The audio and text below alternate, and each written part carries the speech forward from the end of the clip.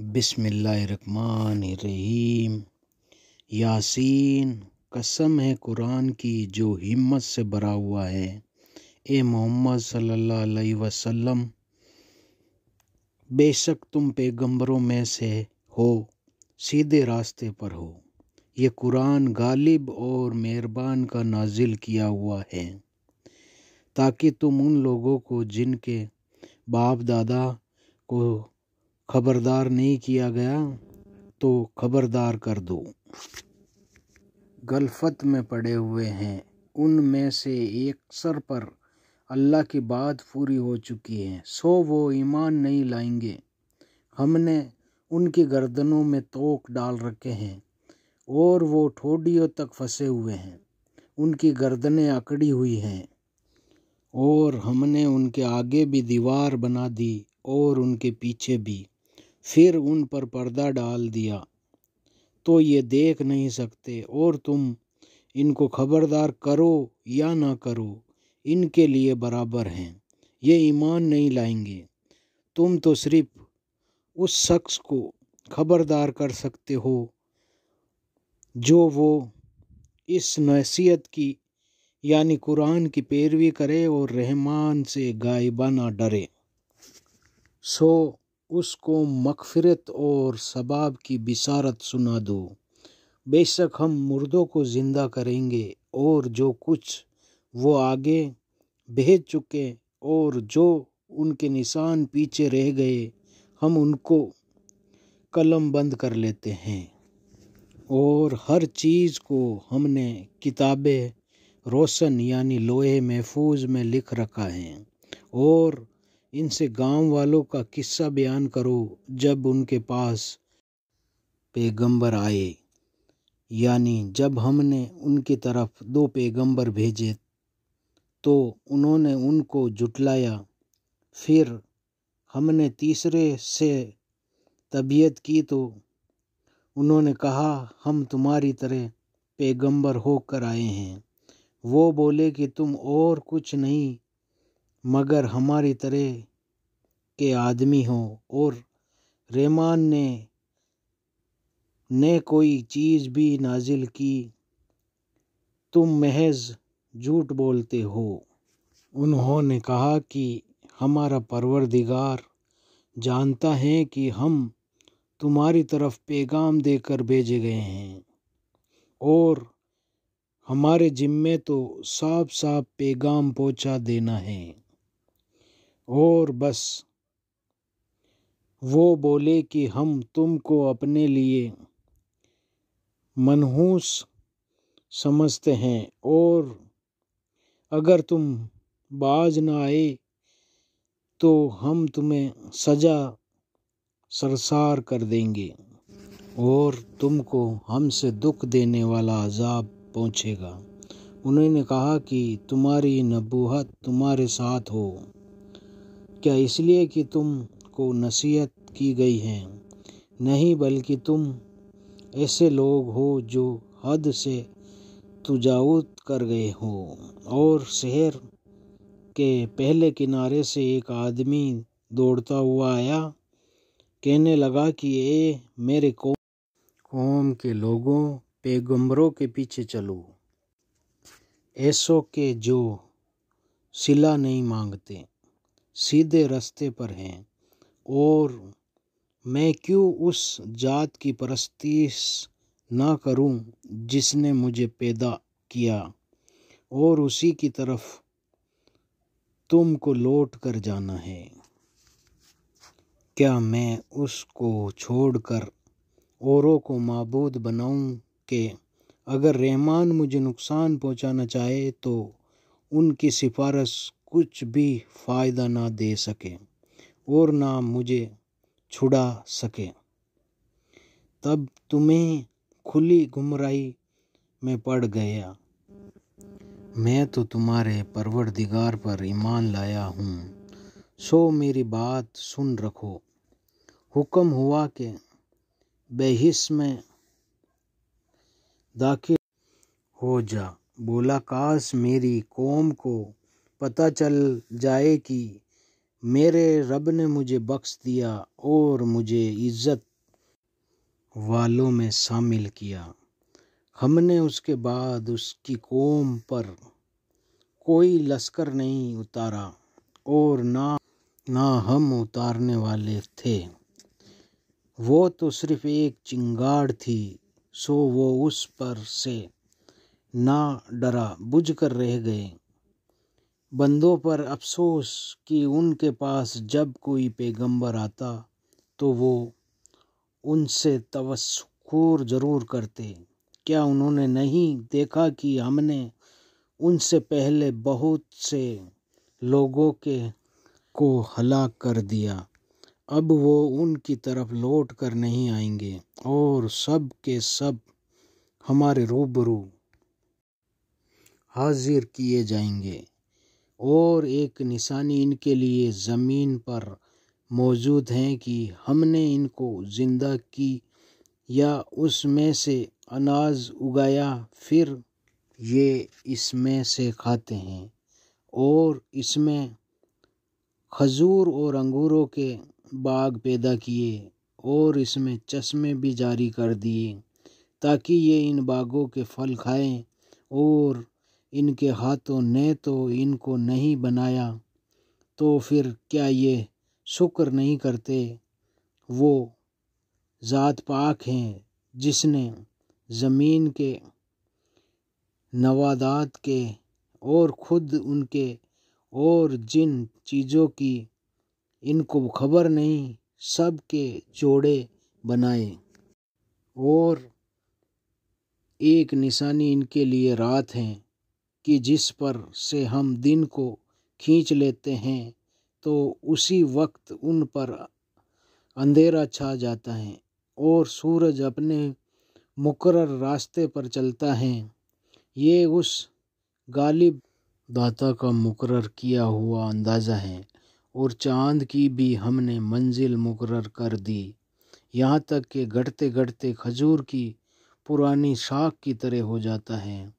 نہ تو سورج سے یہ ہو سکتا ہے کہ وہ چاند کو جا پکڑے، اور نہ رات ہی دن سے پہلے آ سکتی ہے، اور سب اپنے اپنے مزدار میں تیرتے رہتے ہیں۔ اور ایک نشانی ان کے لیے یہ ہے کہ ہم نے ان کی اولاد کو بھری ہوئی کشتی میں سوار کیا، اور ان کے لیے ویسی ہی اور چیزیں پیدا کی جن پر یہ سوار ہوتے ہیں، اور اگر ہم چاہیں تو ان کو غرق کر دیں، پھر نہ تو کوئی فریاد نس ہو نہ ان کو رہائی ملے، مگر یہ ہماری رحمت اور ایک مدت تک کے فائدے ہیں۔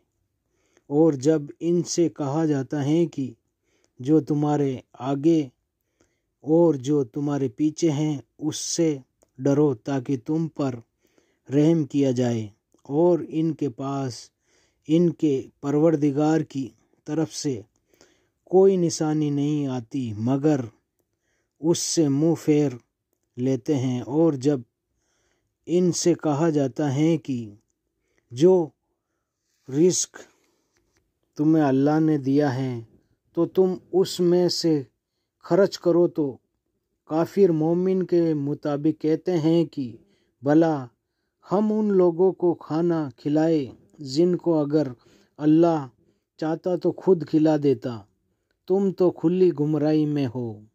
اور کہتے ہیں کہ اگر تم سچ کہتے ہو تو یہ بتاؤ یہ وعدہ کب پورا ہوگا؟